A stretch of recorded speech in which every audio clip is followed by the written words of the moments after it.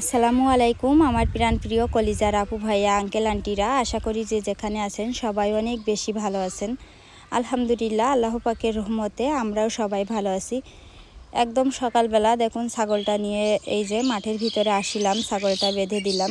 তো এখন বাড়িতে যাব, বাড়িতে গিয়ে রান্নাবাড়া টুকটাক কিছু কাজ আছে সেগুলো করব।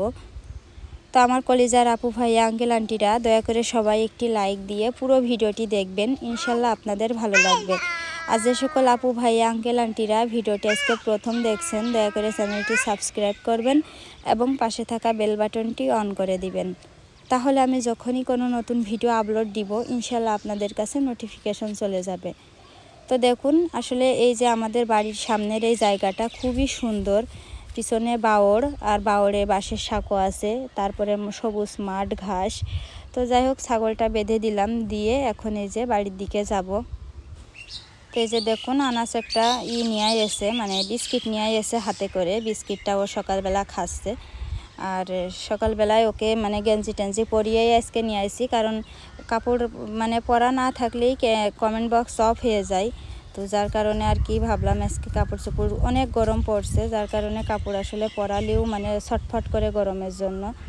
তো এখন বাড়িতে যাব, বাড়িতে গিয়ে কাজ করব। তো বাড়িতে আসলাম, এসে যে রান্নাঘরে মানে একটাই তরকারির খোসা ময়লা আর একটাই পানি টানি থাকে, তো সেইগুলো এই যে বাঁশ ঝালের নিচে এখানে ফেলিয়ে দিচ্ছি।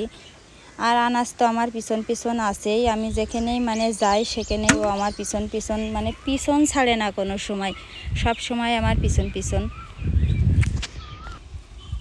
তো দেখুন, এখন কিন্তু বিকালবেলা, আমি বিকালবেলা আমাদের এই যে বাড়ির সামনে যেখানে আমি ছাগল দিই মাঠে বেঁধে, তো সেখানে এসে আমি বসলাম আপনাদের সাথে আমার সৎ শাশুড়ির সম্পর্কে কিছু কথা বলার জন্য।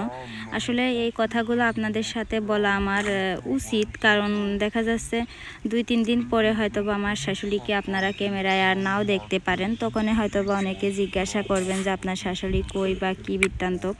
তো যার কারণে আমার যেহেতু এটা ডেইলি ব্লগ, আমি প্রতিদিন যা করি, যা খাই, যা রান্না করি, যা মানে সেগুলো শেয়ার করি, সেহেতু আমার শাশুড়িকেও মানে কি হচ্ছে না হচ্ছে আমাদের পরিবারেতে এটা বলা আসলে উচিত, যদিও বা এটা কোনো নেগেটিভ কিছু না। তো সেটা হচ্ছে, আমার শাশুড়ি তো প্রায় 8-9 মাস হবে আনুমানিক এরকম, সে তার মেয়ে বাড়িতে ছিল।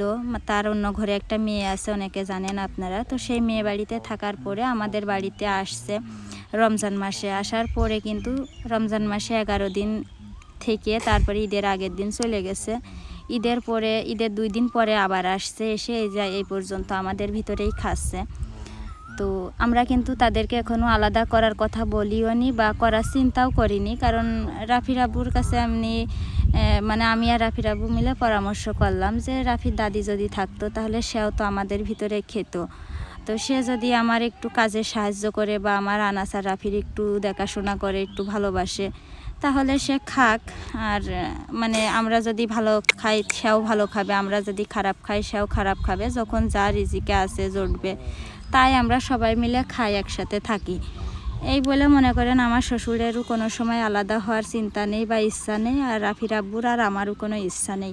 আর আমার শাশুড়ি তো মনে করেন প্রথম যখন আসছে অনেক দিন পর এসে হঠাৎ করে মানে খুবই ভালো ব্যবহার করছে। আসলে কিছু মানুষ আছে দেখবেন, তাদের মানে স্বভাব কোনো দিনও পাল্টায় না। তো সেরকম সেই সতের মতনই ব্যবহার, সেই মনে করেন 1 সপ্তাহ মতন একটু ভালো ব্যবহার করছে, আনাস রাফির আদর করছে, আমাদেরও করছে।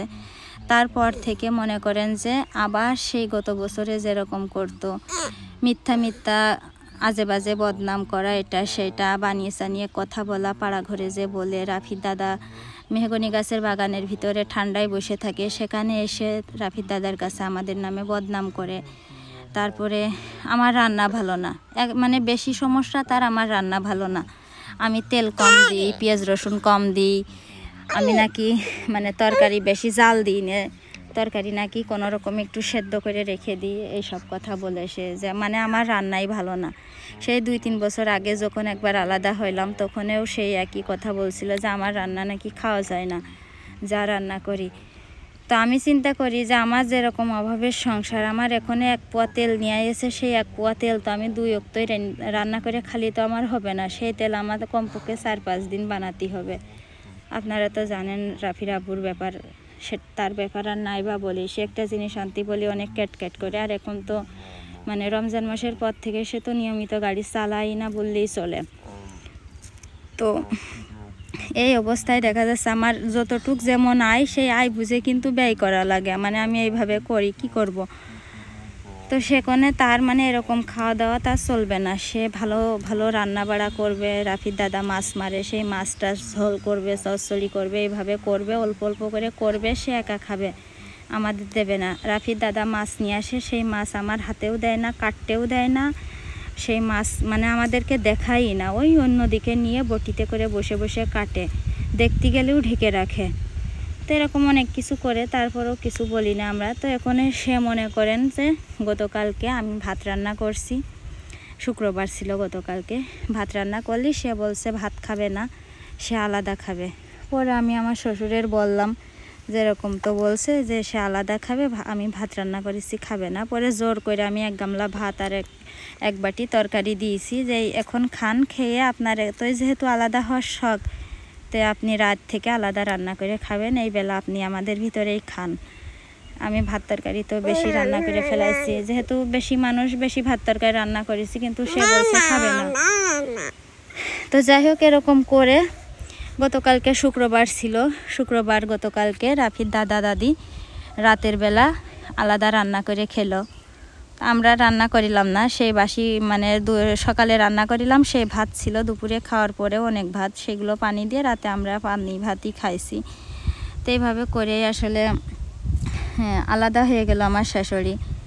তো আমার আপন শাশুড়ি হলে কিন্তু কোনো দিনও আলাদা হইতো না, যে ছেলের সংসারে একটু খাওয়া দাওয়া কম হোক বা যাই হোক তাও খাই, কিন্তু সে ওইভাবে খাবে না। সে মানে আমার রান্নাই ভালো না, আর আনাসার রাফির একটু নেওয়া লাগছে, রাফির তার কোলে নেওয়া লাগে না, আনাসের একটু কোলে নেওয়া লাগছে। তারপরে আমার একটু থালা বাসন ধুয়ে দিচ্ছে সময়টি, সে আমি যখন রান্না করছি সে থালা বাসন ধরছে, বা সে যখন রান্না করছে আমি থালা বাসন ধরছি। ও কাজ তো বেশি না, অল্প কাজ সংসারে, তো আপনারা দেখে নি যে আমার কতটুকু কাজ।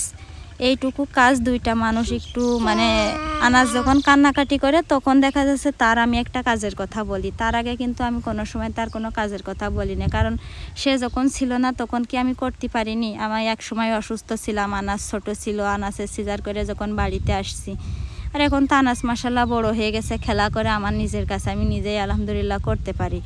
তারপরেও ভাবলাম যে আমার আপন শাশুড়ি হলে তো তার আমি আলাদা রেখে খাতি পারতাম না, সৎ হোক যাই হোক তার খাতি দিই, মানে আমরা আপন দেখছি, কিন্তু সে মানে তার মনের ভিতরে একটা অন্যরকম চিন্তা ভাবনা। তো যাই হোক, আল্লাহ যেটা করে ভালোর জন্যই করে হয়তোবা। তো গতকালকে রাত থেকে তারা আলাদা খাচ্ছে, তো এটাই আর কি। হয়তোবা ভিডিওতে তাদেরকে আর কোনো সময় দেখতেও পারেন, নাও পারেন, এই জন্যই আপনাদের সাথে আগে থেকেই শেয়ার করলাম। তো সবাই ভালো থাকবেন, দেখা হচ্ছে ইনশাল্লাহ পরবর্তী ভিডিওতে।